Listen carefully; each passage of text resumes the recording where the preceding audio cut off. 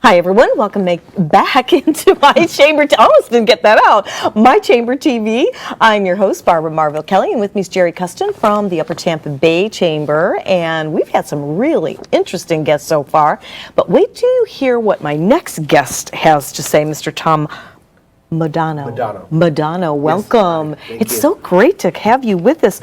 American Skills Initiative. Now you were just teasing me with a few little points in the green room before when we had a little pre-show meeting, but I want you to really go into a little bit more depth on what you guys are about, because this is good stuff. This is good stuff. It's really an exciting Yeah. program. It's actually called the American Manufacturing Skills Initiative.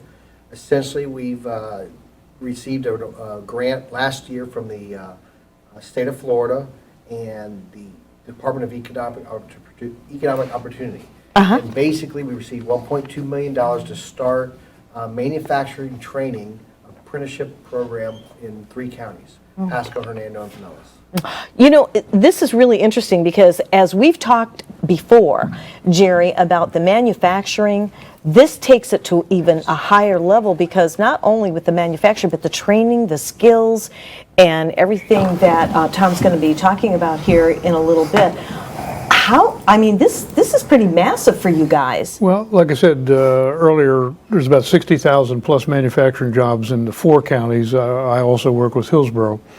And estimates on a skills gap initiative a couple years ago performed by CareerSource indicates at any given time the manufacturers are short about 10% workforce. So there's about 6,000 jobs out there that could be filled if we have the people with the skills to fill it. Exactly. Okay, and that's why we need to do this.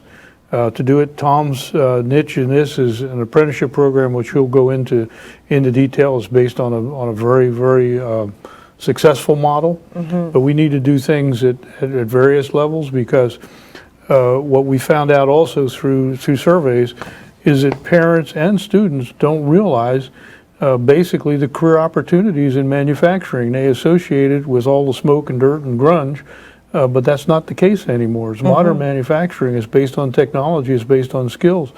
It's a generally a high-paying job. Exactly. And so part of our thing is helping people understand that. Exactly. So if we can go back to that and just share how in-depth this is, because I'm excited to hear about it. I had no idea something like this was going on. Oh, yeah. And did you? Really? Yes. So let's Basically, what continue we're on. doing is we have 5 training centers. 3 of them in Pinellas County, 1 in Pasco, and 1 in Hernando. And we're taking high school students at the junior level in high school and basically giving them hands-on, real-life skills in manufacturing. When they come after school, 90% of the projects that they're doing is hands-on. So these are the skill sets that they need in order to get a job in manufacturing. But we're taking it even one step further. Not only are we training them, but we're also working with manufacturers. A lot of manufacturers don't know how to take on students as an apprentice or an intern. They don't have the internal programs in place.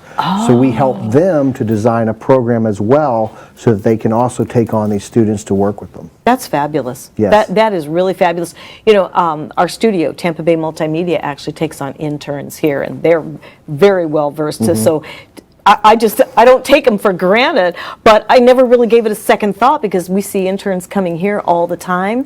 So that's fabulous to have a training program like that. It's super. Yeah. What I say is there's education and training and inner skills development. And I don't care how good your education and training is, if you don't get the hands-on, you're not going to develop the skills. And that's the unique part of their program, is bringing them in the skills. Were you saying, was it 90%? 90% of the time they're with us, it's hands-on skills. So as you know, in schools, when you talk to the schools, a lot of times it's a lot of book work. Okay, Right. and that's what the model of German style is. It's dual education. So basically, we're focusing on the hands-on side of the projects and teaching those skills that they need. Another aspect, though, if you look in today's world, the kids, a lot of times they don't have the parental guidance, or not necessarily that, but just in general, how do they figure out what kind of career they want? So we give them that opportunity, number one, to kind of figure out, is this the career for you? But number two, we work with them not only on the technical skills that they need, but also soft skills. We prepare them for job interviews. We do video interviews, actually. Put them in front of a camera, do a job interview in front of the camera, and then we can send that out to our manufacturers to learn about the students before they actually meet them. That is fabulous. I wish I would have had something like that before I went for my first job interview. It was at a bank. I was a nervous wreck. Exactly. I mean, how many of us were actually taught how to prepare for an interview? I know. This is very cool. Here's kind of the conundrum we've had over the past 40 years where we've really pushed get a degree. Okay, what we've done is we've backed away from work ethic and the other kinds of things that these guys are looking for. And the fact of the matter is, even today, less than 30% of the jobs in the United States require a degree. Okay? And what the manufacturers want is we're looking at, geez, you have this degree or that. They don't care about that. What they care about is, are you going to show up for work? Oh, yeah. Can you work as part of a team? And do you have the willingness and capacity to learn? And that's what this program's doing. They're teaching them what a work ethic is. They're letting them work as teams, and they're getting that hands-on training to do that. And the other part of the conundrum is, in terms of technical education and skills, our kids are smarter. You know, it's what we call in the manufacturing industry the silver tsunami, where their workforce is average age is what, 55, 56, Tom? Yes. 55, 56. So they're facing a silver tsunami. And the fact of the matter is, some of these young kids they're bringing in, and particularly if they bring in a college intern, much more technical knowledge about what these individuals are doing in terms of how that machine operates, how that computer operates. Sure. But they have no hands-on experience. And what we're finding out when you get that match is some of the new kids coming in, as some of the older guys are trying to mentor them, they turn around to their boss and say, man, that guy knows a lot more than I do. I know. I know. How about that? So that's where this is getting that hands-on transfer of skills, which makes it so valuable. I was talking to one of our parents the other day, and she was describing her son. Prior to entering the program, she said he was shy, didn't have a lot of confidence. However, since he's been in the program, his confidence is built. We got him secured at a manufacturer, so he's 16 years old now. I was just going to ask, 16. He's 16, working at one of the companies. He got his first paycheck. He opened up his first bank account and bought his first video game with his own money from working. And when you look at his perspective, a lot of kids today don't have an opportunity to get a job. I mean, there's a lot of people out of work, so they're taking a lot of the potential jobs that I understand. the few jobs that are out there. I understand. Do you know, I think that program to get kids to get their feet wet at that age, that I did get that job at the bank, just so you know. And I was 16. I was in the co-op program in high school.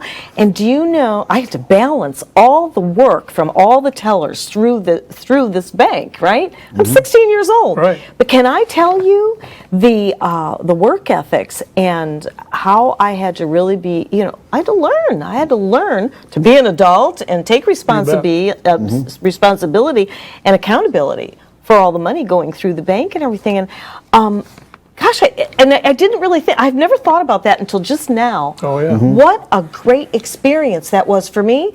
And my kids, they both started working at 16 as well. So it goes down in the... Pretty simple when you think about it. I know, I know. I mean, it sounds kind of, I can't imagine my grandson working at 16. Of course, knowing him, he'll probably find a way to get a Kool-Aid stand or something when he's 5. Right. But yeah. Well, we do have a summer program we want to make sure you know about as coming up in June, on June 13th to July 1st. We're having a 3-week program.